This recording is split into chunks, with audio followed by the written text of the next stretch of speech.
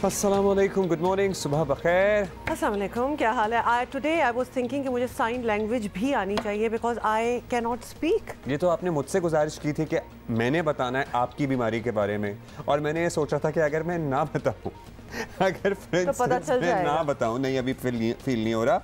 मेरा ख्याल है कि 1-2 दिन बाद ये सूरत हाल ज़रूर आ सकती है। जैसा कि आपको याद है 1-1.5 हफ्ता पहले मेरा गला बिल्कुल कई दिन तक, 1-2 दिन नहीं कई दिन तक, ये वो प्रोलॉन्ग्ड इलनेस वाली सूरत हाल होती है ना, वो चल रही है आजकल, क्योंकि मौसम सर्द है और इंतहाई खुश्क है।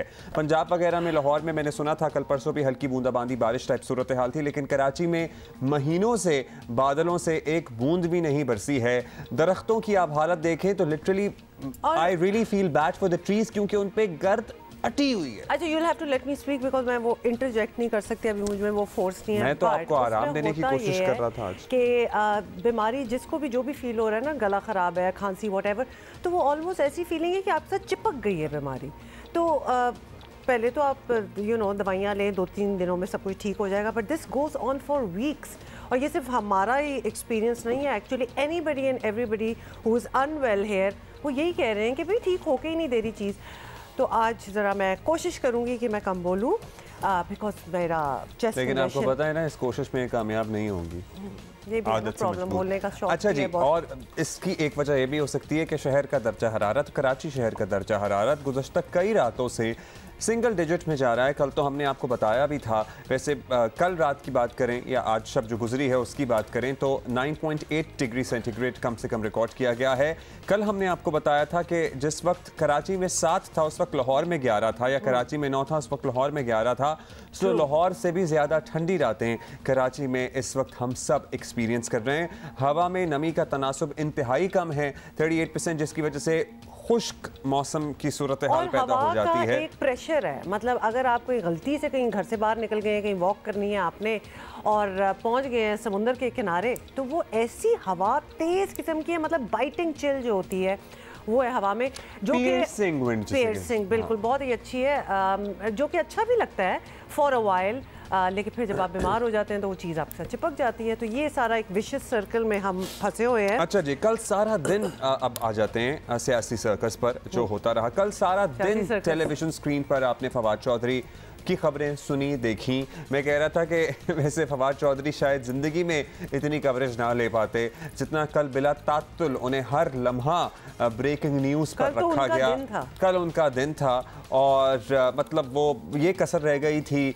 हम समेत सभी के कहने की कि वो अब बाथरूम जा रहे हैं या आने वाले हैं, या उनके पेट में मरोड़ हो रही है, या उन्होंने अपना हाथ उठा लिया है। It was crazy, but certainly अब सियासी रंग इस गिरफ्तारी में नज़र आ रहा है, और जिस अंदाज में उन्हें कल पेश किया गया खासा मायूब था, कपड़ा डालकर चेहरे पर। सो अगर कोई एतराज़ है भी और इलेक्शन कमीशन को ये महसूस हो रहा है कि वो जो लाइन है वो क्रॉस कर रहे हैं, तो उनकी गिरफ्तारी जिस अंदाज में की गई उस पर बहुत सारे सवालात उठ रहे हैं। और पाकिस्तान तहरीक इंसाफ का दावा अब यह है कि सिस्टम उनके खिलाफ है, लेकिन ट्रेजेडी ये है कि आज जब लोग चीखें मारते हैं और ये कहते हैं कि सिस्टम उनके खिलाफ है, तो सब लोग मिलकर बात करें और बैठें और साथ में ये एतराफ़ भी करें कि 2013 से लेकर 2018 या ऑनवर्ड्स भी इस सिस्टम ने जब उन पर नवाजिशात की और उनके मुखालिफिन को रगड़ा लगाया, to be honest in the truest sense of the word,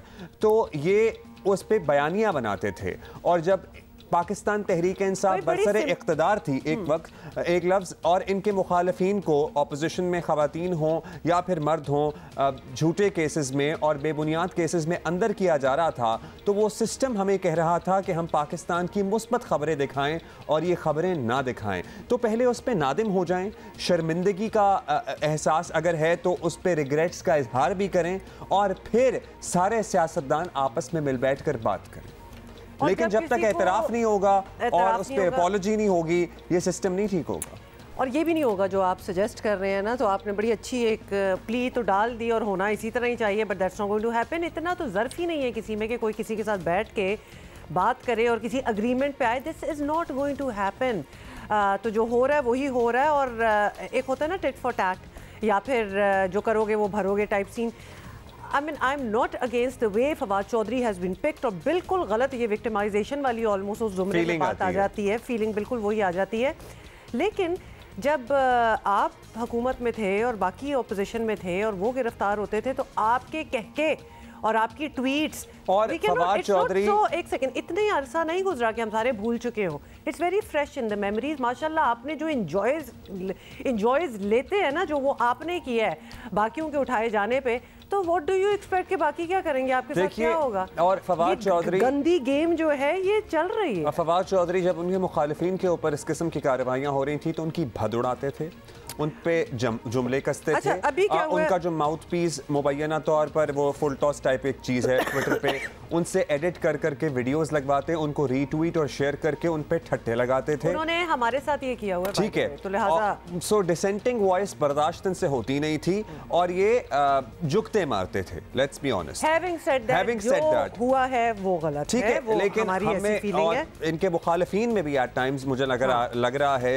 इतना ज़र्फ है जो इनमें नहीं था, और ये लिख के ले लीजिए कि ये छूट जाएंगे और इनमें वो ज़र्फ तब भी नहीं आएगा, ये तब भी वही लेकिन अभी क्या हुआ है ये तो हम आपको बता दें कि फवाद चौधरी पर उन पर एक्चुअली इलेक्शन कमीशन के अमले के खिलाफ लोगों के जज्बात उभारने का इल्ज़ाम है और फवाद चौधरी को 2 रोज़ा रिमांड पर पुलिस के हवाले कर दिया गया है। और रात गए बड़ा कुछ हुआ, पिम्स अस्पताल में उनका तिब्बी मुआयना हुआ। पंजाब हुकूमत जो है वो जाते ही हालात तेज़ी से बदल रहे हैं, आपको पता ही है। और चौधरी परवेज़ इलाही के करीबी रिश्तेदार चौधरी वजाहत हुसैन और मूसा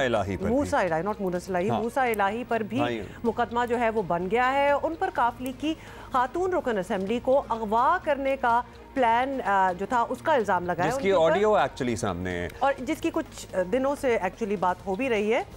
और इमरान खान के खिलाफ मुकदमात की पहले ही आपको पता है कि भरमार लगी हुई है और खान साहब कह रहे हैं कि वो गिरफ्तारी के लिए तैयार हैं। अपनी नाअहली के खदशे का तो वो पहले भी, और ये वैसे ज़रा ज़्यादा कर दिया। फवाद चौधरी ने गिरफ्तारी के बाद ख़ुद को नेल्सन मंडेला से मिलाते हुए 22 घंटे भी नहीं 27 घंटे भी नहीं गुजरे थे, उन्होंने 27 मिनट बाद ही ख़ुद को नेल्सन मंडेला से मिला दिया था।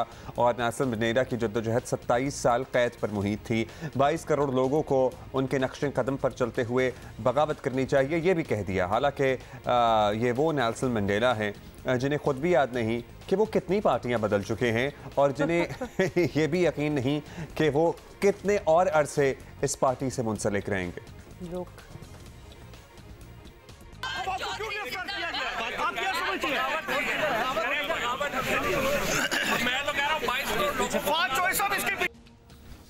फवाद चौधरी की पता नहीं अहलिया का वो फेक अकाउंट है या असली है, उन्होंने लिखा हुआ था कि हम आखिरी सांस तक इमरान खान के साथ रहेंगे।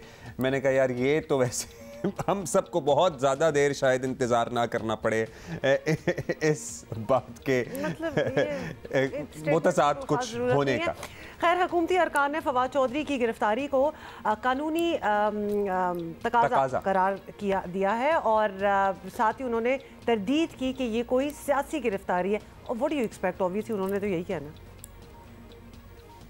9 माह से हम हुकूमत में हैं और 9 माह से जो ज़बान दराजी इमरान खान साहब, इनके सारे तर्जुमान, इन फवाद चौधरी साहब, जिस किस्म की ज़बान इन्होंने हुकूमत के बारे में, पार्टी क़यादत के बारे में, हम सब के बारे में, बशमूल मेरे बारे में की है। अगर सियासी गिरफ्तारी करनी होती तो इमरान खान साहब की तरह ऑपोजिशन के पहले जो फ्रंट के 2 बेंचेस हैं वो सब इस वक्त जेलों में होते हैं।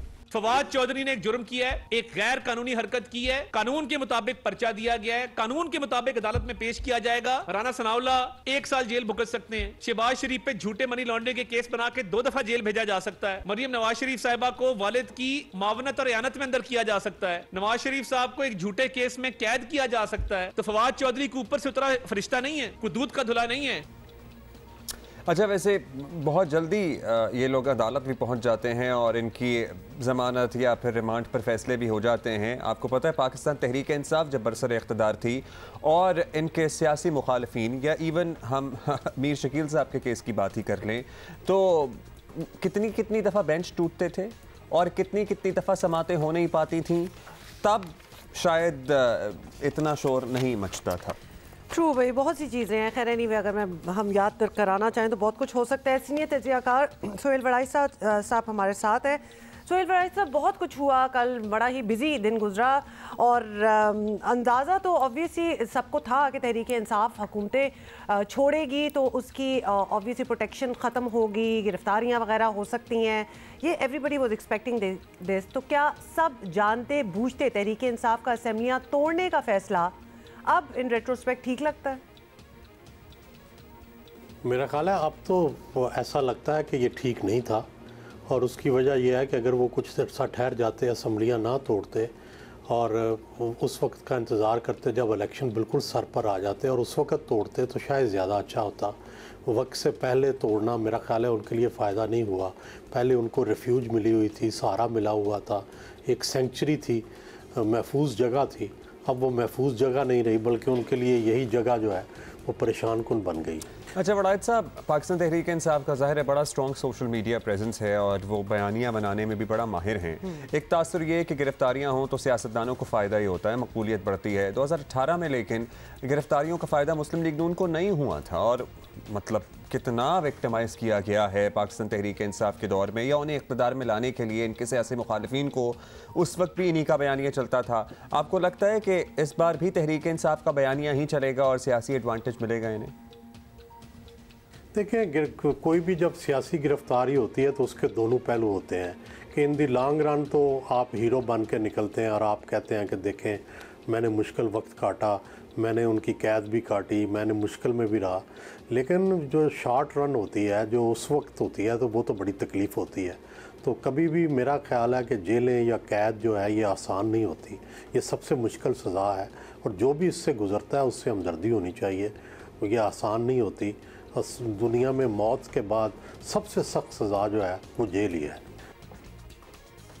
अच्छा चलिए, ये भी हो गया। अब ये बताइएगा वराइद साहब कि यहाँ सवाल इमरान खान की मुस्तकबिल की हिकमत अमली का भी है। पंजाब में बज़ाहिर वो गिरफ्तारी या किसी और कार्रवाई से महफूज नहीं होंगे। खैबर पख्तूनख्वा में भी हुकूमत ऑब्वियसली नहीं रही उनकी, तो क्या पंजाब इलेक्शन तक उन्हें लाहौर में ही क़याम रखना चाहिए या बनीगाला वापस चले जाना चाहिए? क्या बेहतर होगा उनके लिए? मेरा ख्याल है कि अब वो जल्दी अपनी रिहाइशगाह मुंतकिल कर लेंगे। पहले जो उनको एक सेंचुरी का दर्जा हासिल था लाहौर को, लाहौर पुलिस की प्रोटेक्शन थी, लाहौर की इंतज़ामिया की प्रोटेक्शन थी, अब वो नहीं है। लेकिन ज़ाहिर है ये चीज़ उन्हें इस्लामाबाद में भी अब तो मुयस्सर नहीं, ना पेशावर में मुयस्सर है। तो अब तो सारा पाकिस्तान उनके लिए ऐसे ही है। हाँ, कश्मीर के अंदर और गिलगित बल्तिस्तान के अंदर उनकी हुकूमतें हैं, वहाँ जाके वो गिरफ्तारी से बच सकते हैं। लेकिन मेरा नहीं ख्याल कि वो गिरफ्तारी से बचने की कोशिश करेंगे। अगर गिरफ्तारी का मौका आया तो वो गिरफ्तारी भी दे देंगे। अच्छा वड़ाइद साहब, उधर पीडीएम हुकूमत की सियासी स्ट्रैटेजी कुछ ख़ास हो मुमकिन नहीं, क्योंकि IMF डील से मुताल्लिक़ जो फैसले होने जा रहे हैं आवाम ज़्यादा सर्टनली पसंद नहीं करेंगे और इसके अलावा कोई चारा भी नहीं है। तो फिर क्या मुखालफिन को गिरफ्तार ना अहल करवा कर ही इलेक्शन में जाने का ऑप्शन बचाए, या मौजूदा हालात में इसके अलावा मियाँ नवाज शरीफ अगर कभी आ गए कोई मौसर बयानियाँ तश्कील कर सकते हैं, या PMLN या PDM कोई मौसर बयानियाँ बना सकती है? मेरा ख्याल है कि PDM के लिए सबसे बेहतर तो यह है कि एक मौसर बयानियाँ तश्कील दें। ठीक है, IMF का ख़तरा मौजूद है। IMF से जब आप डील करेंगे तो आपको मुश्किलात का सामना करना पड़ेगा। डोमेस्टिक जो है रेजिस्टेंस भी होगी। ज़ाहिर है जब आप रेट्स बढ़ाते हैं, जब चीज़ों की कीमतें बढ़ाएंगे तो उसका मसला होगा। लेकिन इसका हल है लोगों को समझाएं, लोगों से बात करें, लोगों से इंटरेक्शन करें। मुस्लिम लीग नून और PDM ने तो बिल्कुल राब्ते ही तोड़ दिए हुए हैं। ना कोई जलसा, ना कोई जुलूस, ना कोई राब्ता, ना कोई तकरीर, ना आवाम से बराह रास्त बातचीत। ये सारा सिलसिला होना चाहिए, तभी जाकर PDM जो है इसका कोई मुसर होगा और तभी जाकर वो इस काबिल होगी कि इलेक्शन में PTI का मुकाबला कर सके। शुक्रिया आपका सोहेल वड़ाइद साहब। लेट्स सी क्या होता है, अभी इसी पे बात करेंगे। सीनियर तज्ज़ियाकार महमल सरफराज हमारे साथ मौजूद हैं। महमल, फवाद चौधरी साहब ने बयान दिया, उन पे FIR भी दर्ज कराना जिसके ख़िलाफ़ उन्होंने बयान दिया उसका हक़ है, लेकिन जिस अंदाज़ में उन्हें गिरफ़्तार किया गया उस पर सवालात उठ रहे हैं, और फिर जिस अंदाज़ में उन्हें कल कपड़ा डाल के पेश किया गया उस पर भी सवालात उठ रहे हैं। लेकिन एट द सेम टाइम जब फवाद चौधरी पावर कॉरिडोर्स में थे और उनके मुखालिफिन के साथ ये होता था तो वो इनकी भदुड़ाते थे, जुगते मारते थे और सेलिब्रेट करते थे, बयानियाँ बनाते थे।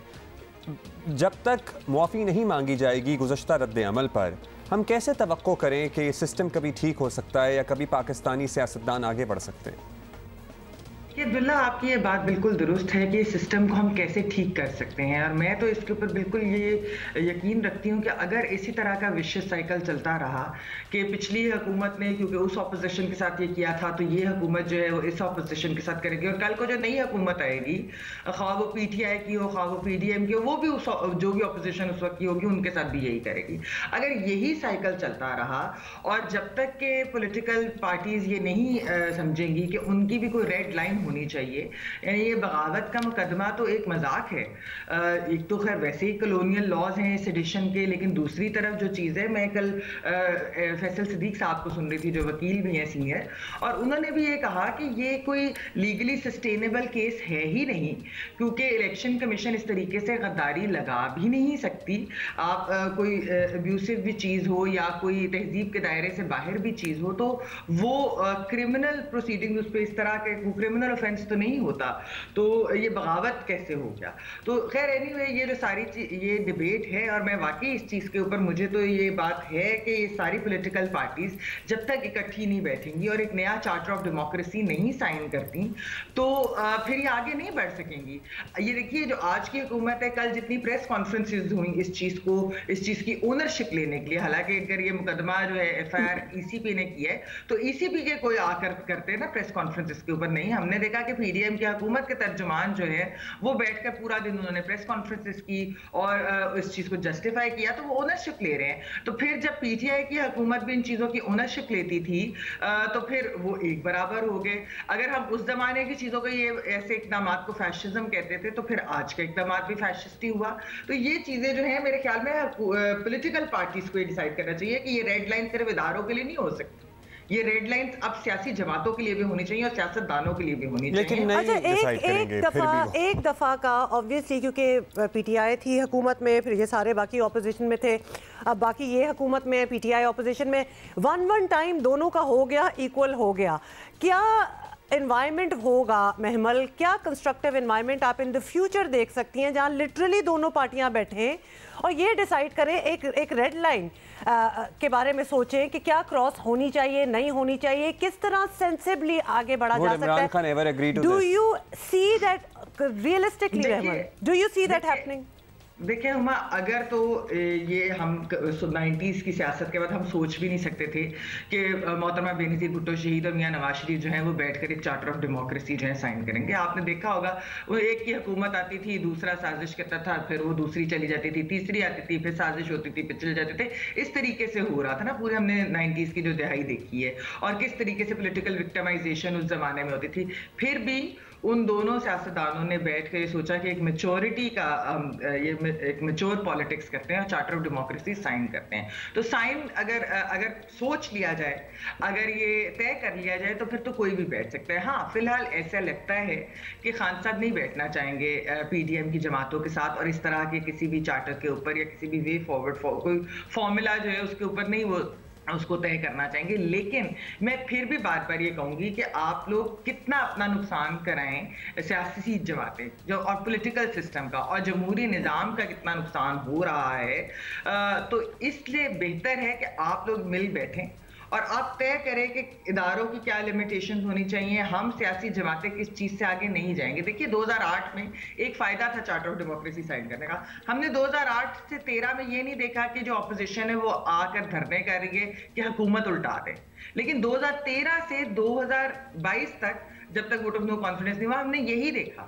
ये PTI की जब ऑपोजिशन में थी तो वो धरने कर रहे थे, फिर जब PDM आ गई तो धरने भी, फिर उसके तो ये जो उल्टाने वाली चीजें ना हुकूमत गिराने की, वो चार्टर ऑफ डेमोक्रेसी की। चले इमरान खान साहब तो पहली दफ़ा इस चीज़ का मज़ा चखने लगे हैं, आई गेस वो चख लेंगे तो शायद होश के नाखून ले लें और वो शायद बैठ जाएं फिर, मगर तब तक प्रॉबेबली बहुत देर ना हो चुकी हो।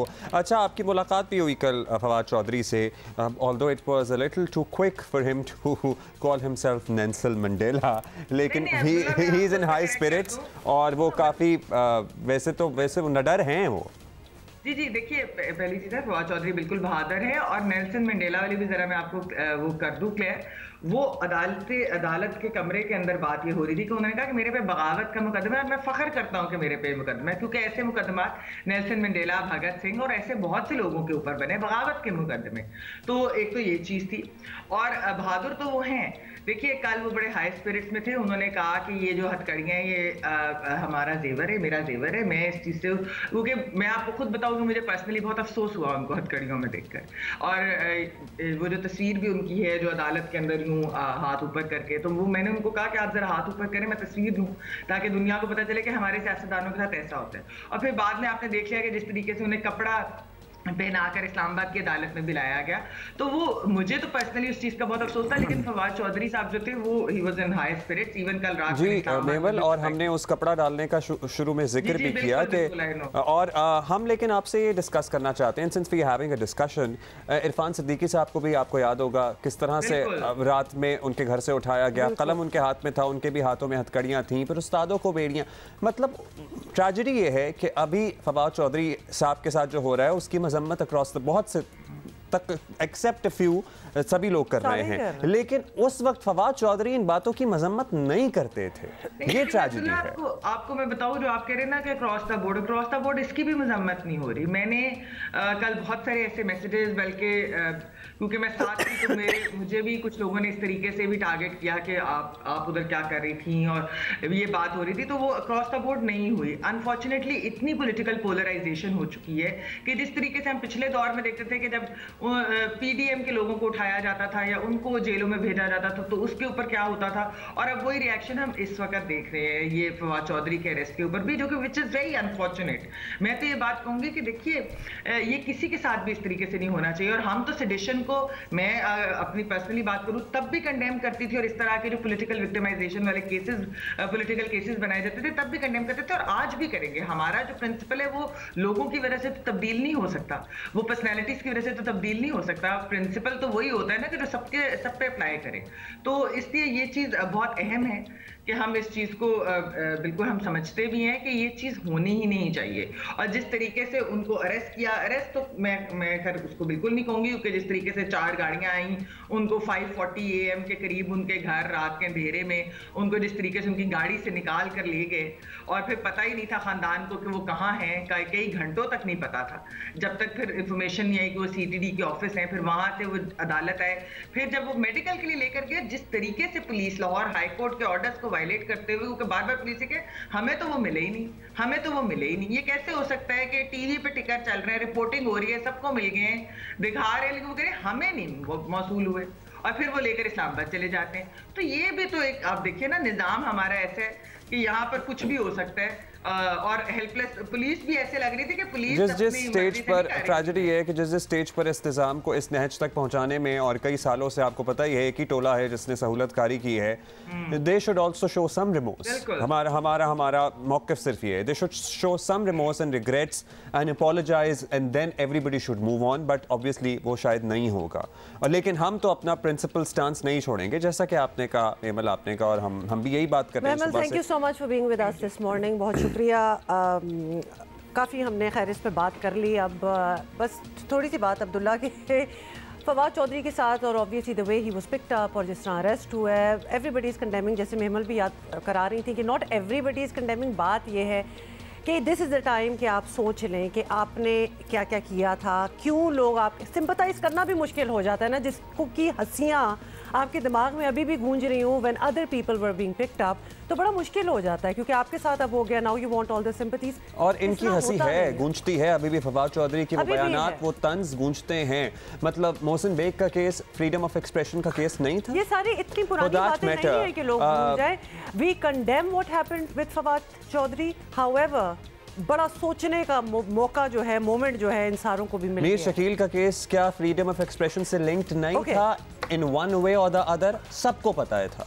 असतूर मतलब Absar Alam, we the whole the list goes on, लेकिन we can go on and on, we can really go on. अच्छा जी, आपने दुबई या इंग्लैंड से कुछ मंगाना है तो वो मरियम साहिबा आ रही हैं। तो जोक है कि मरियम साहिबा कौन है, हम मरियम नवाज शरीफ की बात कर रहे हैं। Can you imagine? अच्छा, आपका हेयर स्प्रे का मसला तो शायद हल हो जाए। हम बिल्कुल नहीं से कहूँगी ना, लेके आए अपना वाला जी। मुस्लिम लीग नून की चीफ ऑर्गेनाइजर हैं और सीनियर नायब सदर हैं मरियम नवाज। 4 महीने बाद आज लंदन से वतन वापस आ रही हैं, रवाना हो चुकी हैं बल्कि, और एक रोज़ दुबई में ठहरेंगी और उसके बाद हफ्ते की सुबह वो पाकिस्तान पहुंचेंगी। भाई दुबई ड्यूटी फ्री से तो कुछ ला ही सकती हैं फिर। अब्दुल्ला मेरा ख्याल है पहले लिस्टें बना लें, बाकी खबर बाद में हो जाएगी, क्या ख्याल है? अच्छा, इन 4 महीनों में सियासी मंजरनामा बहुत बदल चुका है। 2 सूबों में निगरान हुकूमतें आ गई। वैसे कुछ न लाती हैं, अपने अब्बू को तो साथ ले आती। इंतखाबी माहौल बन रहा है और मरियम साहिबा के सामने चैलेंजेस का पहाड़ खड़ा है। पार्टी की तंजीम साजी के अलावा मरियम नवाज के सामने सबसे बड़ा चैलेंज ऐसा बयानिया बनाना है जो मुसलसल गैर मकबूल होती पार्टी में मकबूलियत की ताज़ा रूह फूंक सके। उन्हें ऐसा बयानिया देना होगा जो आवाम के साथ आला हुक्काम को भी मंजूर हो। पाकिस्तान में अपनी नई जिम्मेदारियों के सवाल पर मरियम नवाज ने क्या जवाब दिया, आप भी समझें, हम भी समझने की कोशिश करते हैं सब मिलकर। मसाइल है, आपको हमेशा एक्टिव देखा, तो नए रोल में किस तरह एक्टिव होंगी? नए रोल में नई जिम्मेदारियों के साथ इंशाल्लाह ताला। हम देख रहे हैं कि पंजाब असेंबली का इलेक्शन भी लेने जा रही है मरियम बीबी, और वज़ीर आला पंजाब के लिए भी बड़ा खूबसूरत नाम है। आप आ जाए।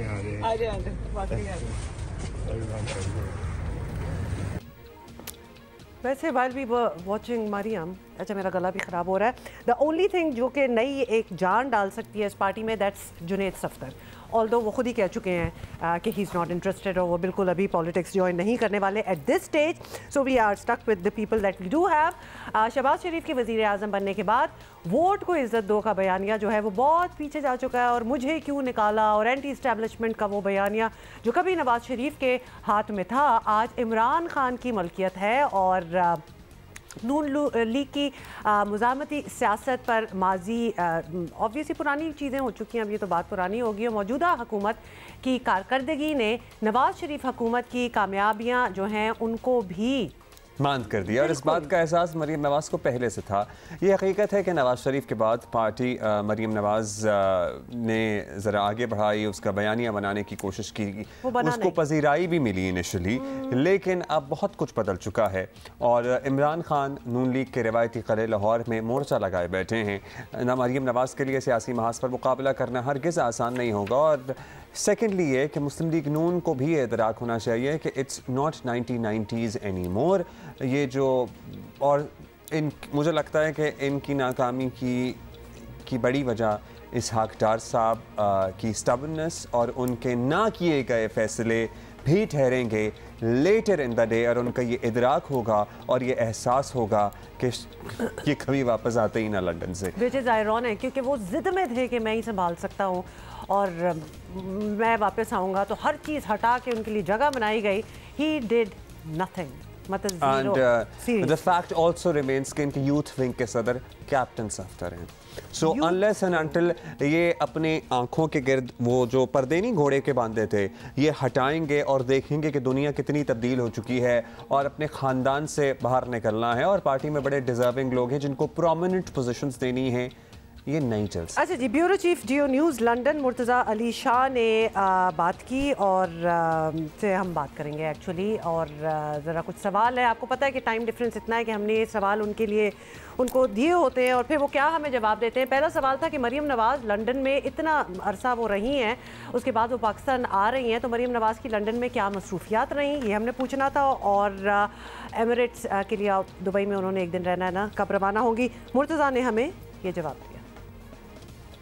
जी, मरियम नवाज जुमेरात की शाम को लंदन से दुबई के लिए रवाना होंगी। उनके साथ फैमिली के कुछ अफराद हैं और उसके साथ साथ पाकिस्तान मुस्लिम लीग नवाज बरतानिया के तकरीबन 1 दर्जन से ज़ायद जो कारकुन हैं वो भी उनके साथ पाकिस्तान जा रहे हैं। पाकिस्तान से बाद मीडिया के लोग भी आ चुके हैं जो मरियम नवाज के साथ ही यहाँ से वापस जा रहे हैं। मरियम नवाज ने जो पिछले चंद महीनों से वो लंदन में मौजूद रही, उस अरसे में उन्होंने वो पूरा वक्त अपने वालिद के साथ रही और ज़्यादातर उनके यहाँ पर लंदन आने के बाद भी जो ख़ानदान की जो मुलाकातें, उसके अलावा उनकी यहाँ पर जो एक्टिविटीज़ हैं वो उन्होंने मुख्तलिफ जो अपने मेडिकल चेकअप्स वगैरह भी करवाया, और उसके साथ साथ उन्होंने एक जो पूरी फैमिली ने एक जो हॉलीडेज़ का ट्रिप लिया यूरोप का, और उसके अलावा वो उन्होंने आज से चंद दिन कबल उन्होंने जनेवा गई थी जहाँ पर स्विट्ज़रलैंड में उनकी गले की सर्जरी हुई और उसके बाद उनकी रिकवरी अब तकरीबन मुकम्मल है। और यहाँ पर अब वो पिछले चंद दिनों में और ख़ास तौर पर इवन के आज के दिन तक उनकी यहाँ पर सियासी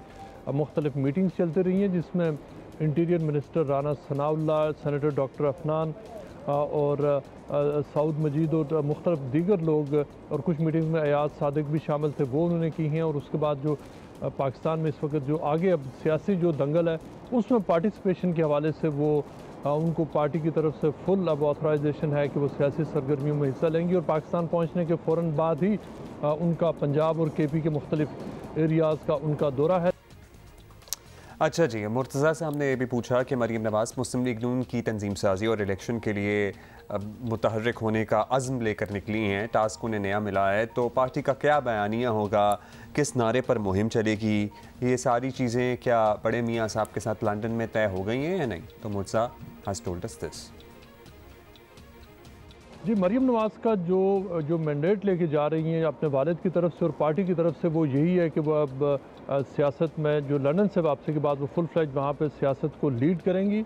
और ये कि वो एक हवाले से ये कहना गलत ना होगा कि एक एजिटेशनल एजेंडा भी होगा और उसके साथ साथ एक उम्मीद का एजेंडा भी है। और वो इस तरह से है कि जो हमारे जो ज़राए हैं उनके मुताबिक जो ये पार्टी ने तय कर लिया है कि वो 5 ऐसे अशख़ास हैं जिनके ऊपर वो फोकस करेंगे गोइंग फॉरवर्ड फ्यूचर में, और जो इससे पहले भी वो करते रहे। ये पार्टी तय कर चुकी है कि वो इलेक्शन कैंपेन में और पब्लिकली इन 5 अफराद को ज़िम्मेदार ठहराएंगे जो पाकिस्तान का आज का मस है। ये वो बयानिया है जिसको मुस्लिम लीग ने आगे उसको चलाना है। लेकिन इसके साथ साथ जो ये भी मुस्लिम लीग के जो लीडर्स हैं वो अब बताएंगे कि इन मुश्किल हालात से निकलने का रास्ता यही है कि जो माजी में ज़्यादतियाँ हुई हैं नवाज शरीफ के साथ, PMLN के साथ, उन ज़्यादतियों को अनडू किया जाए, उनको ख़त्म किया जाए, ताकि एक हकीकी मानों में एक नया पाकिस्तान बनाया जा सके। अच्छा जी, मुर्तज़ा से फिर हमने ये भी पूछा अबाउट नवाज़ शरीफ, बिकॉज चले मरियम तो आ ही रही हैं लेकिन रियल ऑक्सीजन जो PMLN का है वो नवाज़ शरीफ हैं। तो ये पूछा उनसे कि कुछ ऐसे आसार नज़र आ रहे हैं कि नवाज़ शरीफ साहब भी पाकिस्तान वापस आ रहे हो, या फिर ये भी पूछा कि या फिर वो बहुत कंफर्टेबल हो गए हैं लंदन में, जो कि वी वुडंट ब्लेम हिम, यहाँ इतनी सर्दी है और गैस वगैरह भी नहीं है तो शायद वहाँ ज़्यादा भी सर्दी है। वैसे एक्सक्यूज़ मी, एक होता सर्दी के साथ कंफर्टेबल रहना, हमारे यहाँ तो फिर और ज़्यादा मुश्किलात हो जाती हैं। एनीवे, मुर्तज़ा ने क्या जवाब दिया ये देखें। जी, नवाज शरीफ की वापसी के हवाले से बहुत अहम सवाल है, चूँकि मुस्लिम लीग के जितने भी यहाँ पर जो एग्जाइल लीडर्स थे वो अब तकरीबन सारे लोग जा चुके हैं। अब यहाँ पर सिर्फ नवाज शरीफ रह चुके हैं और उनके साथ जो तकरीबन 3.5 साल पहले मियाँ नासिर जंजू आए थे वो यहाँ पर मौजूद है। बाकी सारे लीडर्स अब जा चुके हैं। इस हवाले से जो हमें ज़राए ये बता रहे हैं कि नवाज शरीफ की वापसी जल्द अब मुतवक्का, और इस हवाले से जितने भी वहाँ पर जो लीगल इश्यूज़ हैं उनको रिज़ॉल्व करने के हवाले से हाई लेवल पर अब बातचीत हो रही है और इस बात के इंतज़ाम किए जा रहे हैं कि जो नवाज शरीफ की जो लीगल जो वहाँ पर इस वक्त चूँकि जो उनका जो स्टेटस है वो एक एब्सकॉन्डर का है, लिहाजा मुख्तलिफ जो लीगल वहाँ पर मसले मसाइल हैं उनकी सेटलमेंट होने के साथ ही हमें ज़रा ये बता रहे हैं कि नवाज शरीफ लंदन से वो फिर परमानेंटली पाकिस्तान वापस चले जाएंगे। All right, thank you Murtaza for reporting that for us। Social media पर अदाकारों का काबिल एतराज़ मवाद अपलोड करने का मामला, और ख़बर यह है कि मारूफ अदाकारा महविश हयात कुबरा खान की दरखास्तों की समाअत हुई है। PTA, वफाकी हुकूमत और FIA ने जवाब जमा करा दिए हैं।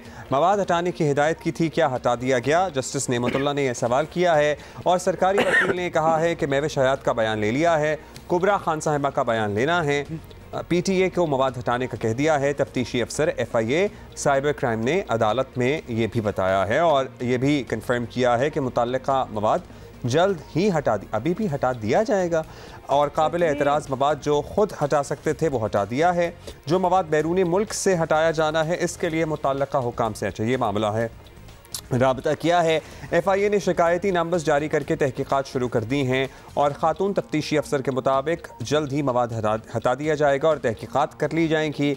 अदालत ने PTA, वफाकी हुकूमत FIA से पेशरफ्त रिपोर्ट भी तलब कर ली है और केस की मज़ीद समाअत 24 फरवरी तक मुलतवी कर दी गई है। महविश हयात कुबरा खान ने आदिल राजा के बयान के खिलाफ, एक यूट्यूबर हैं जो बाहर बैठकर जहर उगलते हैं, राजा के खिलाफ बयान के खिलाफ अदालत से रुजू किया था। करते हैं बहुत आपने वैसे ये जो जहर उगलते हैं ना, ये पाकिस्तान में नहीं होते, इंक्लूडिंग बहुत सारे जय्यद सहाफ़ी और तज्जियाकार। तो आए ना इधर बैठ के करें जो करना है, बट इंट्रिंसिकली बड़े डरपोक लोग होते हैं, तो ये बाहर जाके सॉरी देखिए वेलकम करते ही मुझे ज़रा खांसी अटैक भी हो गया है। लेकिन एक दफ़ा फिर हम आपको कहेंगे कि ये कराची में अगर हैं और अगर आपको बीमारियां इस किस्म की एलर्जीज हो रही हैं तो जल्दी से उसको ठीक करें, बिकॉज ये चिपक जाती हैं चीज़ें और फिर ठीक नहीं होती फॉर लिटरली वीक्स। अच्छा जी, वो कहते हैं ना मरता क्या ना करता। अच्छा हाँ, और हर मईशतदान यही कह रहा था कि पाकिस्तान के पास IMF प्रोग्राम लेने के सिवा और जल्द लेने के सिवा कोई चारा नहीं है।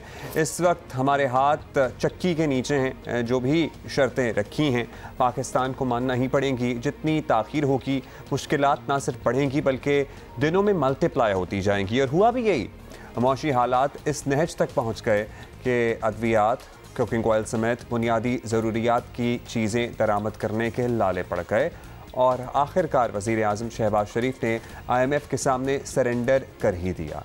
IMF की तमाम तर कड़वी कसैली शराइत मानने पर तैयार हो गए। पहले भी माननी थी, देर से नुकसान ही होता है, सो वो हुआ भी है।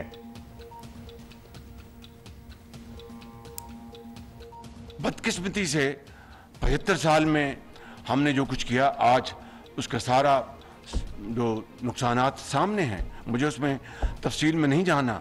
ये 75 साल में इस हमाम में सब नंगे हैं। मेरी हुकूमत, हमारी हुकूमतें और मार्शलाई हुकूमतें और तमाम हुकूमतें शामिल हैं।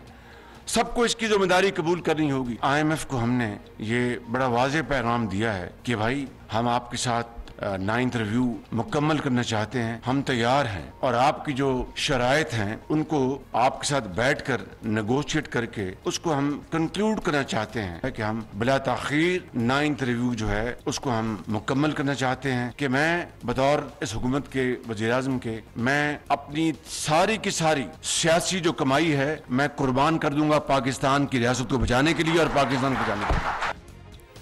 अच्छा जी, साथ ही आपको बताएं कि वज़ीर ख़जाना इसहाक डार की डॉलर पॉलिसी इस बार कामयाब होती नज़र नहीं आई। सर तोड़ कोशिशों के बावजूद रुपया मजबूत ना डॉलर काबू में आया और डॉलर को ज़बरदस्ती कंट्रोल करने की कोशिश में ब्लैक मार्केट खड़ी हो गई, जो कि ऐसी चीज़ों में ऐसा होता ही है। वैसे किसी को भी ज़बरदस्ती कंट्रोल करने की कोशिश करेंगे ना तो वो कभी कामयाब नहीं होगी, चाहे इंसान हो या डॉलर। बढ़िया, आपने गहरी बात कर दी है, लेकिन let's stick with the economy at the moment. और साथ ही आपको बताएं कि साबिक वज़ीर ख़जाना मिफ्ताह इस्माइल हमेशा डॉलर रियल वैल्यू पर रखने के हक़ में रहे हैं, लेकिन वो इस बात के भी पुरजोर हामी रहे कि मुल्क बचाना है तो मुश्किल फ़ैसले करना पड़ेंगे, ख्वाह कितना ही सियासी नुकसान क्यों ना हो। और साथ ही हम आपको बता दें कि मिफ्ताह इस्माइल इस वक्त हमारे साथ हैं, जो आजकल बाय द वे री इमेजिनिंग पाकिस्तान के नाम से होने वाले सेमिनार्स का अहम हिस्सा हैं। और इन सेमिनार्स में मुख्तलिफ सियासी और समाजी शोबों के माहिरीन सियासी वाबस्तगी से बालातर होकर इस बात पर गौर कर रहे हैं कि पाकिस्तान के निज़ाम में बेहतरी के लिए क्या होना चाहिए। बहुत ही इंपॉर्टेंट है, कुछ दिन पहले हमने मुस्तफा नवाज खोखर साहब को दावत दी थी, शाहिद खाकान भी इसका हिस्सा हैं और भी बहुत से नामवर लोग हैं, थिंक टैंक्स हैं जो इसका हिस्सा हैं।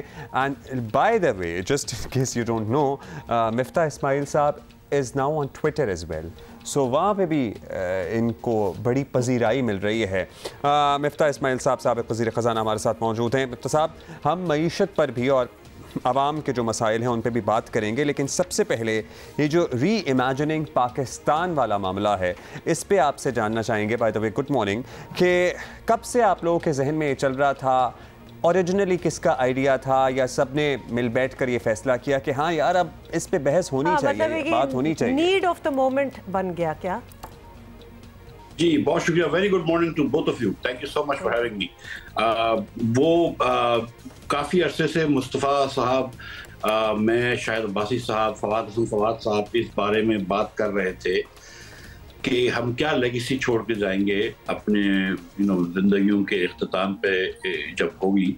तो इफ़ यू लुक बैक तो हम क्या, वुड माई अकम्पलिशमेंट भी कि मैं वज़ीर रह चुका हूँ, या शायद भाई प्राइम मिनिस्टर रह चुके हैं, मुस्तफ़ा वज़ीर रह चुका है, या कोई ऐसी काम करके जाएं कि जिससे इस मुल्क की एक्चुअल फ़ायदा हो। तो हम समझते हैं कि जिस मुल्क में 80-86% बच्चे मेल नूरिश्ड हों, 40% बच्चे जिसके अंदर स्टंटेड हों, जिस मुल्क में आधे बच्चे जो है स्कूल जा सकते हैं वो स्कूल नहीं जा रहे हों, जिस मुल्क में 42% औरतें जो हैं वो आयरन डिफिशिएंसी में हों, तो कि जब उनको बच्चे होते हैं तो वो अंडरवेट होते हैं, जिस मुल्क में एवरेज बच्चा जो है वो मैथ और साइंस में फेल हो रहा हो, जिस मुल्क में सिर्फ 2-2.5% बच्चे जो ओ लेवल्स कर रहे हों वो आगे जा रहे हों, बाकी जो 78-79% 97-98% बच्चे जो कि मैट्रिक की स्ट्रीम से आते हैं उनको कोई चांस ही ना हो ज़िंदगी में। जब ये सब चीज़ें हो रही हों तो ये मुल्क जो है वो पाकिस्तान इतना अच्छा मुल्क है, लेकिन जो ओवरवेलमिंग मेजॉरिटी ऑफ पाकिस्तानियों को पीछे छोड़ रहा है। और हमको पाकिस्तान की गवर्नेंस को बेहतर करना है। हर मुल्क अगर हमको छोड़ के आगे निकल रहा है, इसका मतलब ये कि यहाँ पे गवर्नेंस का मॉडल ठीक नहीं है। अगर बांग्लादेश जो हमसे गरीब था, हिंदुस्तान जो एक ज़माने में हमसे गरीब था, वो सब हमसे आगे निकल गए हैं, तो हमको ये देखना ज़रूरी है कि हम क्या गलती कर रहे हैं। तो हमने कहा कि अक्रॉस पॉलिटिकल पार्टीज हम लोगों को साथ लाएंगे, एक पाकिस्तान भर जाएंगे, हर आदमी से पूछेंगे भाई आपका क्या मसला है पाकिस्तान के अंदर, क्या आप चाहते हैं होना चाहिए, और फिर we will rethink that Pakistan, reimagine that Pakistan जो हम समझते हैं पाकिस्तान होना चाहिए, और फिर उसका एक प्लान देंगे और फिर तमाम सियासी पार्टियों को कहेंगे कि यार ये प्लान पे आप अमल करें, इंशाल्लाह तो बेहतरी आएगी। मुफ्ती साहब, what do you think is the basic flaw? अब तो वैसे अभी ज़ाहिर है शुरुआत ही है री इमेजिन पाकिस्तान के सफ़र की, लेकिन कुछ आपकी अपनी भी तो सोच होगी ना। आपने जिन मुल्कों का जिक्र किया वहाँ भी पार्लिमानी जमहूरियत है, मतलब यहाँ एक डिस्कशन शुरू हो जाती है हमारा निज़ाम ही ठीक नहीं है और इस निज़ाम को ही चेंज करना चाहिए, लेकिन हमारा 73 का आइन उस वक्त के स्टॉन्च पॉलिटिकल राइवल्स ने मुतफ़िक़ा तौर पर मंजूर किया, जो कि शायद आज की सियासी तारीख में मुमकिन नहीं नज़र आता। What do you think is the basic flaw? कहाँ गलती है? देखें, हमने जमहूरियत भी ट्राई कर ली है, पार्लियामेंट्री डेमोक्रेसी भी कर ली है, सदारती निज़ाम भी कर लिया है, हमने डिक्टेटरशिप भी ट्राई कर ली है, military dictatorship, Islamic military dictatorship, secular military dictatorship, हमने हर चीज़ ट्राई कर ली है। The problem in Pakistan is not कि निज़ाम क्या हो, द प्रॉब्लम इज कि Pakistan doesn't work. It is a small elite of Pakistanis that control consciously और unconsciously हर फैसला पाकिस्तान का। तो जो भी हम फैसले करते हैं वो एलीट का फ़ायदा होता है। आप सोचें कि 40 लाख बच्चे पाकिस्तान से अगर इस साल मैट्रिक करेंगे तो 40-50 हज़ार बच्चों ने ए लेवल्स करे हैं, वही बच्चे आगे जा रहे हैं। 5-6 स्कूलें हैं जिनके बच्चे जो है वो पाकिस्तान कंट्रोल करते हैं। एक स्कूल है HSN कॉलेज लाहौर में, आधी काबीना उसके इमरान खान साहब की उससे आई हुई, कभी कभार आधी सुप्रीम कोर्ट की जजेस की स्ट्रेंथ उसी स्कूल से आती है। कराची ग्रामर स्कूल के बच्चे जो होते हैं, आधे पाकिस्तान के अमीर तरीन लोग उस स्कूल से आए हुए होते हैं। 4 लाख स्कूलें अगर पाकिस्तान में हो, ये 2 स्कूलों का मैं नाम दे सकता हूँ, उसके अलावा अगर 2-3 और स्कूलें डाल दूँ, एक हसन अब्दाल की डाल दूँ स्कूल, और 2-4 और अमेरिकन स्कूल वगैरह डाल दूँ, 1-2-3 हाई प्राइस स्कूल्स, तो दैट्स इट। ये पूरे पाकिस्तान, ये बच्चे जो आज इंटर ओ लेवल्स करेंगे, वहाँ से ए लेवल्स करेंगे, इनके वालिदैन आज पावरफुल हैं और ये जाके पावरफुल बन जाएंगे। और वो जो बाकी 55 लाख बच्चों में से जो 54 लाख बच्चे होंगे, उनका कोई मुस्तकबिल नहीं है। अगर आप अंग्रेजी नहीं बोल सकते तो आप दफ्तर में उसके आगे एक लेवल के आगे जा ही नहीं सकते। एक लिंग्विस्टिक डिवाइड पाकिस्तान में अंग्रेजी बोलना है कि भाई ये नहीं है कि पंजाबी, सिंधी, बलोच, ये लिंग्विस्टिक डिवाइड इतनी नहीं है जितनी अंग्रेजी बोलना या ना बोलना एक लिंग्विस्टिक डिवाइड होगी। तो आपने एक बड़ा अजीब सा एक एलीट सिस्टम बना रखा है पाकिस्तान के अंदर, जिसको आपको हटाना पड़ेगा और एक कोalition बनाना पड़ेगा यंग लोगों का, स्टूडेंट्स का, दूसरे लोगों का, कि जो कहेंगे कि नहीं यार पाकिस्तान को आगे बढ़ाओ। जो अमीर लोग हैं, साहिब हैसियत लोग हैं, उनको नहीं चाहिए कि ग्रोथ हो पाकिस्तान में, उनके लिए ठीक है ग्रोथ ना भी हो तो आज उनके पास अल्लाह का दिया सब कुछ है।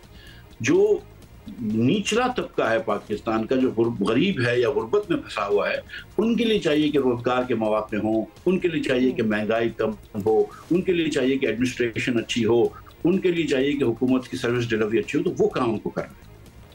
अच्छा, लेकिन मिफ्ता साहब ये करना कैसे है? Okay, I can imagine all of you sitting together और ऑब्वियसली आई एम श्योर आप लोगों के बड़े अच्छे आइडियाज़ होंगे, प्रोग्रेसिव आइडियाज़ भी होंगे।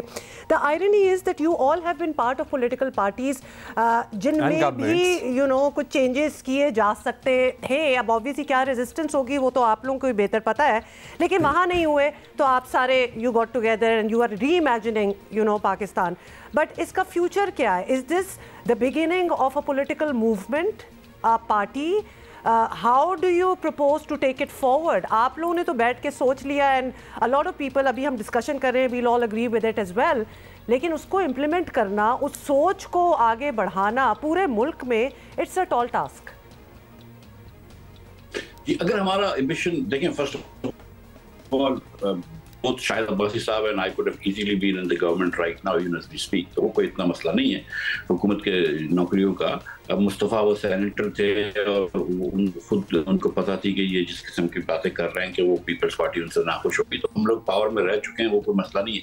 लेकिन यस, हम भी इस जुर्म में शामिल हैं, हम भी कसूरवार हैं। पूरा मिनासल कौम ये जो है पाकिस्तान को बदलना होगा, और हमको भी समझ में आती है ये बात, हम भी हुक्मरान रह चुके हैं कि पाकिस्तान को बदलना ज़रूरी है, और अगर नहीं बदले हैं तो उसमें हम सब कसूरवार। एक तो ये बात होगी।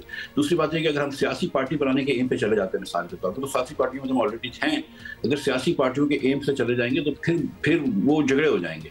हम चाहते हैं कि कंसेंसस हो जाए जिसमें पीपल्स पार्टी हो, PTI हो, मुस्लिम लीग और तमाम पार्टियों को हम ये जाके एक डॉक्यूमेंट दे सकें, और ना सिर्फ डॉक्यूमेंट दे सकें लेकिन लोगों को साथ लेकर एक रिफॉर्म कोलिशन बन चुका हो, एक प्रेशर ग्रुप हो लोगों का जो कहे कि हाँ देखो निजकारी की तरफ जाओ, देखो जो आपकी एडमिनिस्ट्रेशन है उसको बेहतर करें। मैं आपको अब आपने फरमाया कि कैसे होगा, तो मैं आपको एक एग्जांपल देता हूँ कि हमने 7 पिलर मैंने लिखे थे डॉन अखबार में, तो उसका एक जो मैं आपसे कहता हूँ कि जो हमारे यहाँ पहले इस्लामाबाद से चीज़ें कंट्रोल होती थी, अब सूबे के 4 कैपिटल से कंट्रोल होती हैं।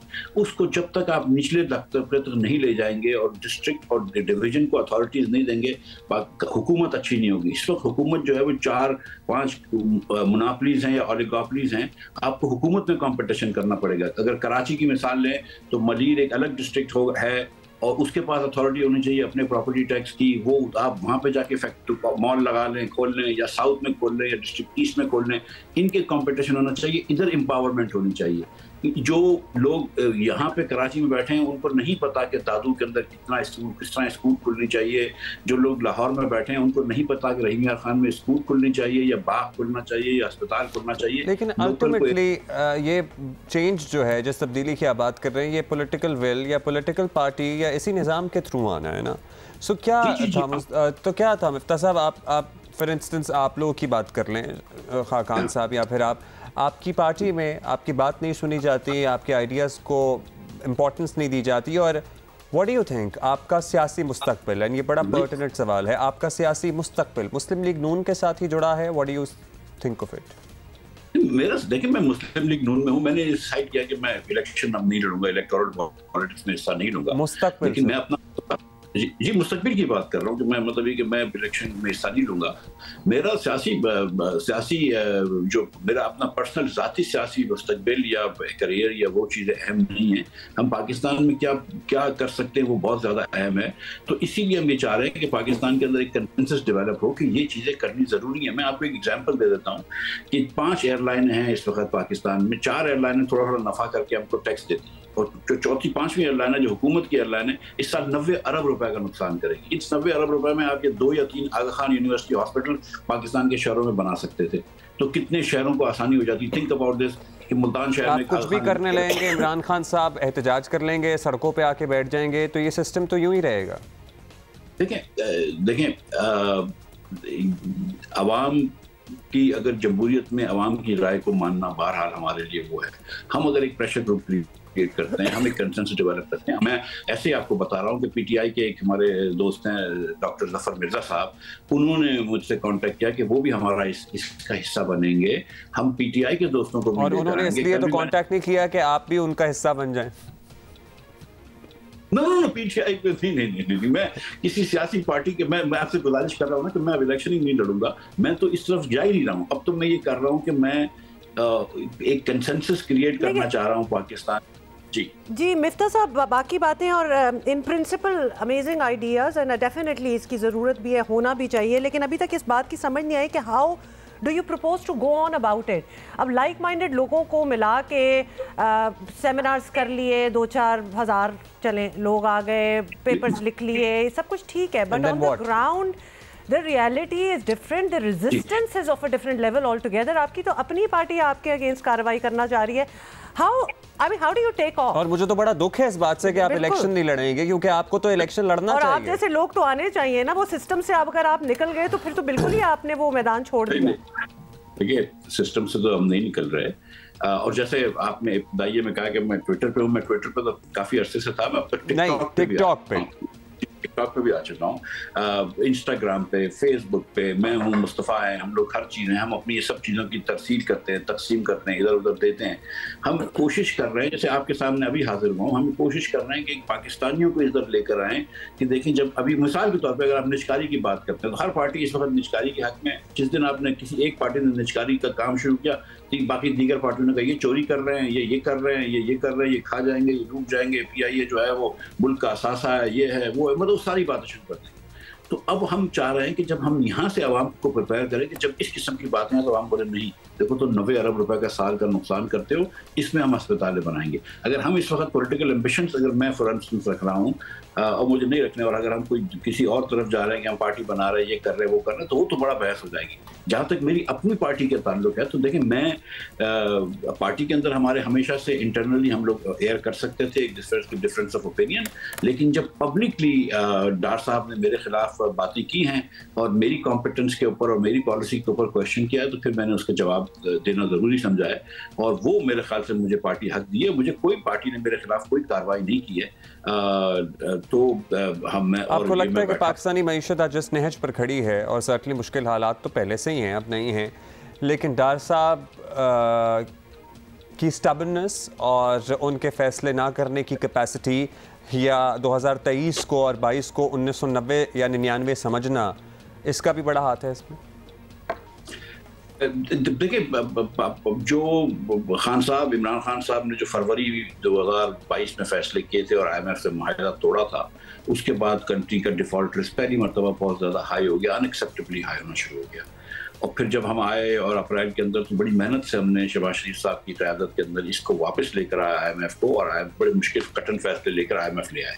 डिफ़ॉल्ट रिस्क कम हो गया, ऑब्वियसली दुनिया में वॉलेटिलिटी थी, कमोडिटी सुपर साइकिल था, गैस बड़ी महंगी हो गई, पेट्रोल बड़ा महंगा हो गया था, और साथ साथ फिर पाकिस्तान में फ्लड्स आ गए, तो जिससे एक और पाकिस्तानियों को डर लग गया कि पता नहीं क्या होने लगा है। फिर जब साहब हमने देखा, वो सवाल जो मैंने आपसे किया इस पे भी आए ना जरा, मैं उसी पे आ रहा हूँ। जब मुझे हटा के डार साहब को लेकर आए तो डार साहब ने उस वक्त सोचा कि वो IMF के बगैर शायद कर लेंगे, या IMF को डरा कर वो कुछ डिफरेंट मुआहदा कर लेंगे, क्योंकि वो कहते रहते थे कि बस ये ना मानो, IMF की बात ना मानो। तो उन्होंने कोशिश की है, जिससे ऑब्वियसली पाकिस्तान को बड़ा नुकसान हुआ है, और बहुत सारे हम जैसे लोग समझते थे कि ये कोशिश कोई कामयाब नहीं होनी थी, और मेरे ख्याल से ज़्यादातर लोग ये जानते थे कि ये कोशिश नाकाम ही रहेगी। तो अब मेरे ख्याल से, लेकिन खुशाइन बात यह है कि अब हुकूमत इस बात पे राज़ी हो गई है कि वो IMF को लेकर आएगी। हुकूमत इस बात पे राज़ी हो गई है कि वो IMF की जो कई कंडीशंस हैं, लेकिन रैशनल कंडीशंस भी हैं, उसके ऊपर काम शुरू होगा। तो मेरे ख्याल से अब बस अल्लाह की मेहरबानी से अब तो सब इत्तेफाक हो चुका है कि IMF को आना ही है, तो अब मेरे ख्याल से पैसे ही आना शुरू हो। अच्छा, ये भी बताइए कि अच्छा, सबसे पहले तो एक चीज़, आपकी सारी गुफ्तगू में आप बताएं, जो लाइक माइंडेड लोगों की बात हो रही थी और हम रीइमेजिन पाकिस्तान की बात कर रहे हैं, कोई पाकिस्तान तहरीक इंसाफ से भी कुछ लोगों को आपने अप्रोच किया कि यू आल्सो बिकम एक ने तो आपको अप्रोच किया ना डायलॉग, या फिर how do people become a part of this dialogue? मेरा मुस्तफ़ा का शाहिद अब्बासी का एक्सेस तो बड़ा आसान है, फवाद हसन फवाद साहब का एक्सेस बड़ा आसान है। तो जिस भाई बहन को हमको अप्रोच करना है, लेकिन कम हमारे सेमिनार्स में वैसे भी आ सकते हैं। और मैं नाम नहीं लेना चाहता, लेकिन ऑब्वियसली PTI के दोस्तों से मेरी बात हुई है। इत्तेफाक है कि 2 दिन पहले, नॉट कि उसको मैंने बुलाया था सेमिनार में, लेकिन 2 दिन पहले मेरी फवाद चौधरी साहब से भी सुबह बात हुई थी, और उनसे मेरी दोस्ती है, एक न्याजमंदी है, तो उनसे कभी कभार टच में रहता हूँ मैं। तो PTI में बहुत सारे दोस्त हैं और सबको हम इंशाअल्लाह ताला लेकर आएंगे। और अगर इन किसी को इस वक्त जो है वो पॉलिटिकल पार्टी जरा हमको डर के देख रही हैं, लेकिन इंशाअल्लाह ताला उनको हमारे से खौफ ख़त्म हो जाएगा। खौफ से मुराद ये कि उनको अभी ये शायद उभाम है कि हम कोई सियासी पार्टी वगैरह करने जा रहे हैं। जब उनको इस बात की तसल्ली हो जाएगी कि नहीं, हम कोई इनकी सियासत के ऊपर किसी को असरअंदाज नहीं होंगे, तो फिर इंशाअल्लाह ताला ज़्यादा एक्सेस हो जाएगा उन लीडरान का जिनको हम चाहते हैं कि अपने फोल्ड में। अच्छा मुफ्ती साहब, व्हाट डू यू थिंक, इसहाक डार साहब को आपको ज़ाहिर हटाकर जब लाया गया, क्या उसके अवामिल थे? मतलब ये चूँकि वो फैमिली से हैं इसलिए ट्रस्ट है, या फिर एक्चुअली उनके माजी के तजर्बे पे इन्हें एतमाद था कि हाँ ये कुछ बेहतर कर देंगे और पॉलिटिकल गेल हमारा या पॉलिटिकल कैपिटल बर्न आउट हो रहा है, या कुछ लोग भी कान भरने में एट टाइम्स मुलव्विस होते हैं ना, वो भी फैक्टर था आपके ख्याल में? मैं सच बात है कि मुझे नहीं इस बात का इनका एग्जैक्टली क्यों लाया गया। जो आपने अवामिल बताया वो सारे शायद अवामिल इसके अंदर कोई इनका हिस्सा हो। But did it frustrate you? सोच रहे हूँ कि मैं आपको ना, मुझे काफी अरसे से पता थी, क्योंकि जिस दिन मैंने शुरू करी थी हुकूमत, उससे पहले से एक्चुअली डार साहब ने एक मुहिम शुरू करी थी कि उनको वापस आना है। मेरे खिलाफ टीवी पे रोज ही प्रोग्राम करते थे, ट्वीट्स करते थे। मुस्लिम लीग के हमारे जो इंटरनल ग्रुप्स होते हैं उसमें मेरे खिलाफ वो ट्वीट्स भेजते थे और वो क्लिप्स भेजते थे वगैरह वगैरह। जो PTI ने मेरे खिलाफ क्लिप्स बनाई होती थी वो भी फॉरवर्ड करते थे। सो मुझे ये पता थी कि कभी ना कभी होना है ये, और ये हो गया। वो देखें, जिस प्राइम मिनिस्टर को हक है मुझे प्राइम मिनिस्टर को मुझे फाइनेंस मिनिस्टर बनाने का, उस प्राइम मिनिस्टर का सवाब दीजिए मुझे हटाने का था। तो उसने मुझे हटा दिया, तो उसने कोई खुदा न खास्ता गलती तो नहीं करी है। मतलब ये कि इस पाकिस्तान के अंदर जरूरी तो नहीं है, मैं कहीं से लिखवा के तो नहीं आया कि मैं ही वज़ीर। अच्छा, सारा महंगाई का बोझ की भी मैंने बात की एज इट इज ये बात जरा अजीब हो जाती है, because you were there, you were trying to do the best job that you could. लेकिन कंपटीशन तो हमेशा उस इंसान से रहता है जो कि बिकॉज उसी पोजीशन के लिए कैंडिडेट उसी पोजीशन के लिए, और खास तौर पे फैमिली रिलेशंस भी हो। आपने कभी वैसे इस बात पे एतराज़ नहीं किया? ये नेपोटिस्टिक पॉलिटिक्स, मतलब ये इससे निकल आना चाहिए था अब तक, लेकिन रिप्लेसमेंट भी आपकी वो ही हुई। एक बात ये, दूसरा ये, अब अगर इलेक्शंस हो रहे हैं इस साल और नून आ जाती है वापस इन गवर्नमेंट, तो आप वज़ीर ख़जाना देखते किसे हैं? मतलब इसहाक डार की कॉम्पिटेंसी, इनकॉम्पिटेंसी, डिलेज, वो तो सामने सारों के आगे। He can not be put again in charge of the same ministry. देखिए, मुस्लिम लीग नून मैं समझता हूँ has the best bench strength of any party. जितने अच्छे मुस्लिम लीग में काबिल लोग हैं शायद और दूसरी दीगर जमातों में नहीं हैं। अगर मुस्लिम लीग को देखें तो एहसन इकबाल साहब हैं, बोटन से MBA करे हुए हैं, खुरम दस्तगीर साहब हैं, कैलटेक से इंजीनियरिंग और उसके बाद यूनिवर्सिटी से मास्टर्स करी हुई है। हमारे ख्वाजा आसिफ साहब एक तवील अरसे तक बैंकर रह चुके हैं। तो ऐसे लोग हैं, शायद अब्बासी साहब हैं, कि जो कि बड़ी आसानी से और बड़ी खुश उसलूबी से वज़ारत ख़ज़ाना का मनसब संभाल सकते हैं। और दीगर पार्टियों में भी लोग हैं, आई एम श्योर। मुझे ज़ाहिर है being Muslim लीगर I know a little bit more about that. तो ऐसा नहीं है कि डार साहब अकेले ही हैं जो कि वज़ीर बन सकते हैं। अच्छा, IMF का ये रिव्यू भी हो जाएगा 9th पे 10th की बारी भी आ जाएगी। एज एन इकोनॉमिस्ट आपसे जानना चाहते हैं कि हमारे मसाइल का हल है क्या? मतलब टाइमरी रिलीफ तो मिल जाएगा हमें, महंगाई हमारी ऑलरेडी 30% पे है, हमारा इंडस्ट्रियलिस्ट कारोबारी एलीट आज भी रोता है, कल भी रो रहा था, और फ़वाइद भी अगर आप देखें तो they are highly privileged people, subsidies भी सबसे ज़्यादा इन्हें ही मिलती हैं। क्या है हमारे मसाइल का हल? देखिए, हम पहले हमको मसले को सही समझना पड़ेगा, इसकी तशख़ीस ज़रूरी है। पहले एक मसला हमारे यहाँ ये होता था कि हमारे पास एक करंट अकाउंट, जारी खातों का खसारा होता था, यानी कि जितना हम एक्सपोर्ट करते थे उससे ज़्यादा हम इंपोर्ट करते थे, तो हमारे पास पैसों की ज़रूरत हो जाती थी वो इंपोर्ट को ख़रीदने के लिए। उसके लिए हम जो है वो बाहर से बोरो कर लेते थे पैसे। वो बोरो करते करते करते अब $100 बिलियन की हमारी डेट हो गई है। ये $100 बिलियन आप समझ लीजिए कि हमको 5 साल की साइकिल में वापस करने होते हैं, तो हर साल तकरीबन $20 अरब वापस करते हैं। तो एक मसला ये कि मईशत सही चल रही हो, हर चीज़ बैलेंस में हो, फिर भी आपको $20 अरब इस मईशत से निकाल कर बाहर वाले लोगों को देने, जो कि बिल्कुल मुमकिन नहीं है।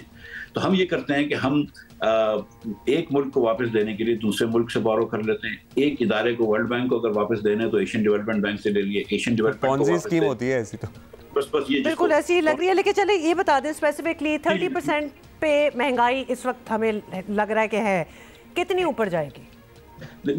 अगर मुझे आप एक सेकंड के लिए तो हमको ये अब इसलिए हमको अब ये मॉडल चेंज करना पड़ेगा, और हमको कभी ना कभी एक्सपोर्ट ज़्यादा करना पड़ेगा, इंपोर्ट कम करना पड़ेगा। उसके लिए जिसको इंपोर्ट सब्स्टिट्यूशन मॉडल है उसको हटाना पड़ेगा, जिसमें हम बहुत ज़्यादा मराद देते हैं सेठों साहिबान को, फैक्ट्री वालों को, और हम खुश फिर भी नहीं होते हो। प्रोटेक्शन नहीं, खुश तो देखे ना किसी हालत में कोई इंसान कुछ नहीं होता, लेकिन और उनके साथ भी कुछ ना कुछ मसाइल हो रहे होते हैं। इस वक्त 9000 कंटेनर मिसाल के तौर पर पोर्ट पे फंसे हैं, लेकिन बहरहाल उस चीज़ को चेंज करना पड़ेगा। और हमें जो ध्यान देना पड़ेगा कि हमारे पास 8 करोड़ लोग इस मुल्क में गुर्बत की लकीर के नीचे हैं, उनको कैसे लेकर आएँ। जो बहन ने बात कही है कि 30% इन्फ्लेशन है, या पता नहीं कितना होगा, 24% है, 30% तो नहीं है इन्फ्लेशन है, उसका क्या होगा? तो देखें, वो हफीज पाशा साहब ने एक आर्टिकल लिखा है और ये एम्पिरिकल इकोनॉमिक्स करते रहते हैं वहाँ पे बीकन हाउस यूनिवर्सिटी में। तो उन्होंने कहा कि अगर आपने IMF की शराइत मान ली तो ये 24% से बढ़ के 30% हो जाएगा, और अगर ना मानी IMF की शराइत तो ये 24% से बढ़ के 50-60% हो जाएगा। तो बेस्ट यही है कि शराइत मान लें, और उसको IMF की शराइत मानने से बाद लॉन्ग टर्म फिर आप बहुत काम कर सकते हैं, लेकिन शॉर्ट टर्म तो ये आपने पहले डिफॉल्ट को सेव ऑफ अवॉइड कर लिया, जो प्राइम हुकूमत एग्री हो चुकी है, इंशाल्लाह हो जाएगा। उसके बाद फिर आप बिल्डिंग शुरू करेंगे, लॉन्ग टर्म आपको मईशत के अंदर एक्सपोर्ट कंपैरेटिव लेके आना। मिफ्ता साहब के अगर आप ख्यालात से इत्तेफाक करते हैं या री इमेजिन के साथ करना चाहते हैं पाकिस्तान को, तो आप इनको टिकटॉक पे जरूर ज्वाइन कीजिएगा। बिल्कुल, as they say their doors are open for like-minded people। सही कहा है ना मैंने मिफ्ता साहब? बिल्कुल, absolutely, every Pakistani man, especially और वहाँ तो बहुत सारे नौजवान हैं, तो I am sure they would follow you.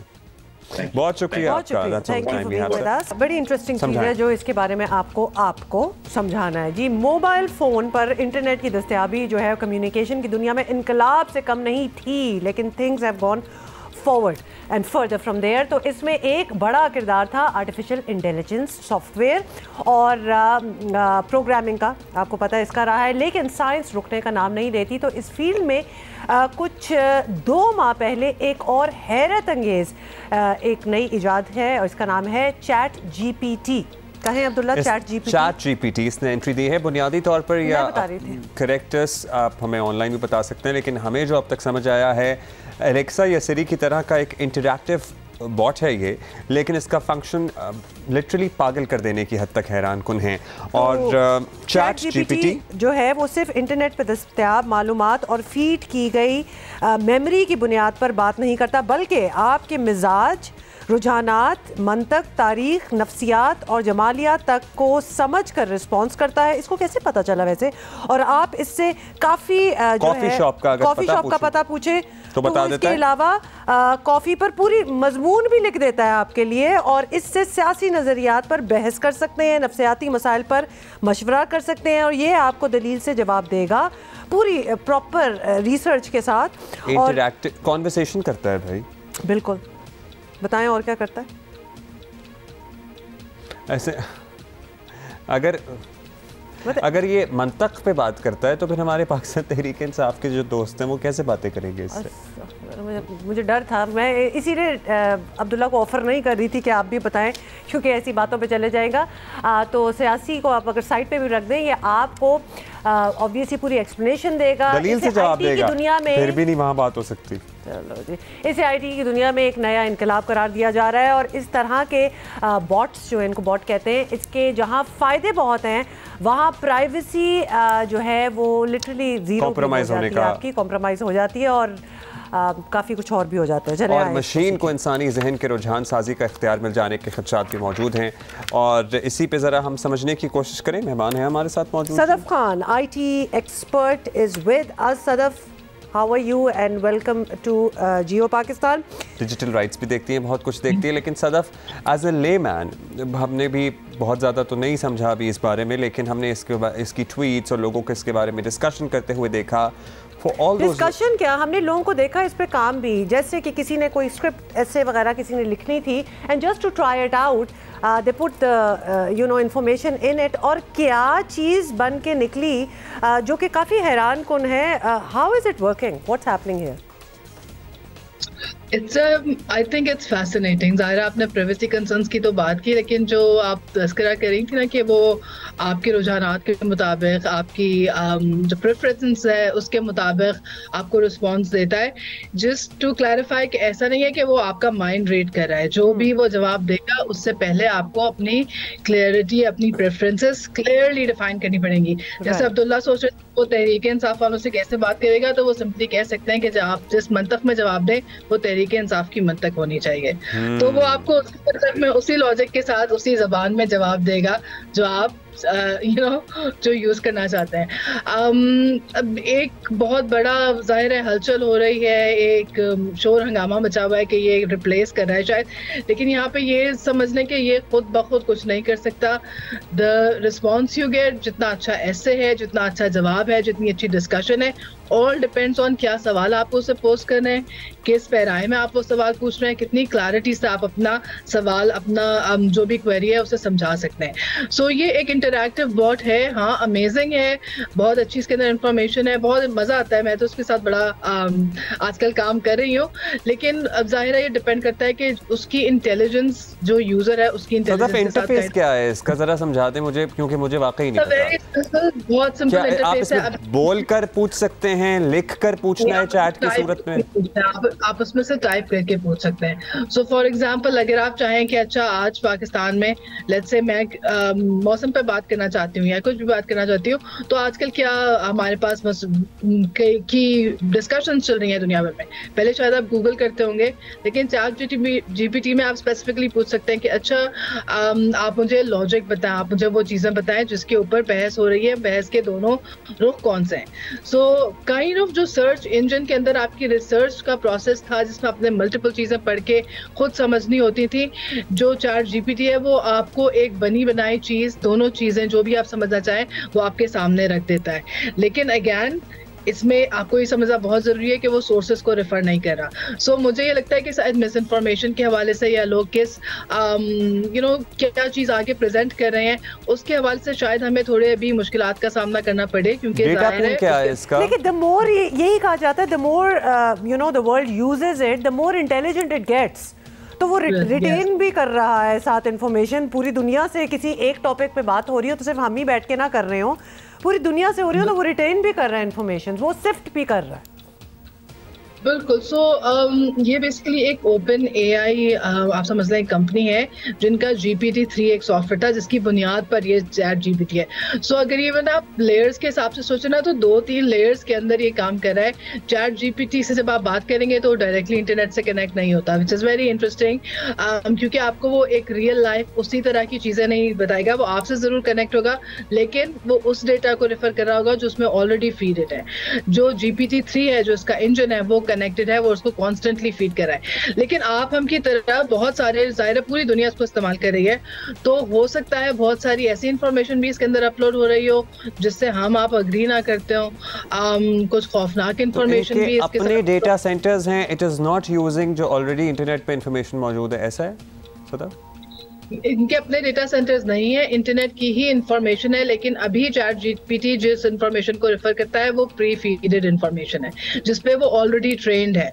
सो ये इस वक्त एक फीडबैक के एक आप समझे डेवलपमेंट के प्रोसेस में है। इसको आप फाइनल प्रोडक्ट ना समझे। ज़ाहिर है जब फाइनल प्रोडक्ट आएगा तो उसके आपको पैसे भी देने पड़ेंगे। अभी तो हम मुफ्त में बड़े मजे से इस्तेमाल कर रहे हैं, लेकिन अभी it's still in the feedback mechanism. अभी जो डेवलपर्स हैं वो फिगर आउट कर रहे हैं किन चीज़ों के लिए लोग इस्तेमाल कर रहे हैं, कैसे इस्तेमाल कर रहे हैं। रिप्लेस करने की भी बात हो जाती है ना, जैसे कोई ऐसी चीज आती है तो उसकी खदशात दुरुस्त है? नहीं, मैं ये नहीं समझती कि खदशात दुरुस्त है। हाँ, ये जरूर है कि चैट जीपीटी ने इसको अगर आप 2 दिन से फॉलो करो तो बहुत सारे एग्जाम्स क्लियर कर लिए, राइट, मेडिकल एग्जाम्स, MBA के एग्जाम्स, व्हाट नॉट। लेकिन जो एक ह्यूमन इंटेलिजेंस है वो वाला फैक्टर उसमें से इसलिए रिमूव नहीं हो सकता क्योंकि अगर वो चैट जीपीटी डॉक्टर भी बन जाए तो अनलेस मैं अपने उससे सिम्टम्स बहुत अच्छी तरह समझा सकूं, वो मुझे कैसे जवाब देगा? जब डॉक्टर के पास प्राइमरी इंफॉर्मेशन तो ह्यूमन ही डालेगा ना उसमें। सदक मैं सही कह रही हूँ? जवाब मेरे सवाल की क्वालिटी पे डिपेंड करता है, राइट, और हर कोई बहुत इन्फॉर्म्ड सवाल नहीं कर सकता। सो जो प्रोफेशनल तबकात हैं, स्पेशली जैसे डॉक्टर्स हो गए या बिजनेसमैन हो गए, व्हाट नॉट, उनमें से बहुत सारी चीजें ऐसी हैं जो एक्सपर्ट्स आपको आपकी चीज आपसे बहुत सारे वो पहले सवाल करेंगे, आपके दिमाग में क्लैरिटी आएगी और फिर उसके बाद आप समझ सकते हैं कि क्या है।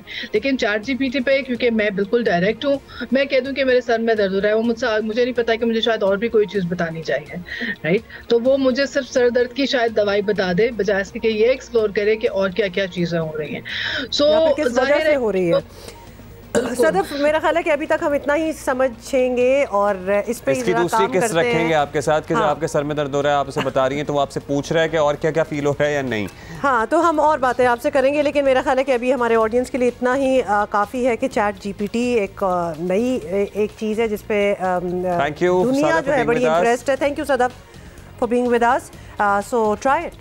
मैं गाना गुनगुना रहा था सुनील शेट्टी की फिल्म जी। एक शादी हुई है जिसपे इतने तोहफे we have to mention it to you. और ये जी शादी हुई है सुनील शेट्टी, बॉलीवुड के एक एक्टर हैं, उनकी बेटी की with cricket star KL Rahul. तो शादी समझ आ गई आपको, अब जरा तोहफे सुने। अब्दुल्ला स्टार्ट हो जाओ। तोहफे में सबसे पहले जो सुनील शेट्टी हिमसेल्फ ने अपनी बेटी को 5 करोड़ का इंडियन 5 करोड़ रुपीस क्या 5 करोड़ का तो कराची में नहीं आ रहा अपार्टमेंट, 50 करोड़ का अपार्टमेंट दिया। हाँ जी, अपार्टमेंट दिया है अपनी। और इंडियन रुपीस की बात करें तो 2.25 से आप मल्टीप्लाई खुद ही करते जाइएगा। 1 अरब 1.5 अरब तकरीबन बनता है अगर हम अपने रुपयों में बात करें। तो अपनी बेटी को उन्होंने 50 करोड़ रुपए का अपार्टमेंट दिया। सलमान खान ने, जिनकी खुद भी शादी नहीं हुई और पता नहीं होनी है कि नहीं होनी, तो इन्हें वापस पता नहीं कब मिलेगा, क्योंकि हमारी तो यही होता है ना, उसने जो दिया था उतना या उससे ज्यादा वापस कर दो, इसी तरह ही होना चाहिए।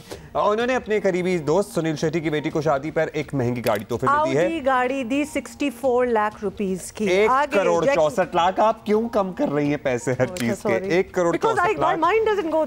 जैकी श्रॉफ ने एक 30 लाख रुपए की ऑलमोस्ट घड़ी दी है। अर्जुन कपूर ने 1.5 करोड़ रुपए मालियत का डायमंड का ब्रेसलेट दिया है। विराट कोहली ने इनको एक BMW दी है 2 करोड़ 17 लाख की। अब मैंने सही कहा? बहुत कुछ दिया है एंड आई गेस हमें ये हजम करने के लिए टाइम चाहिए। वैसे एक स्पोर्ट्स बाइक भी दी है, इतना भारी धोनी ने दी है, इतना भारी भरकम तोहफे तोहफ का तबादला ना टेंशन क्रिएट करता है जिंदगी में। तोहफे देने चाहिए, प्यार बढ़ता है, लेकिन मतलब ठीक है, जो पता नहीं अफोर्ड कर सकते हैं वो देते होंगे भाई। We can see you tomorrow. भाई इन्होंने भी तो दिए होंगे ना, उनको तोहफे तो वापस आए। कल मिलते हैं। क्यों भाई? ओके।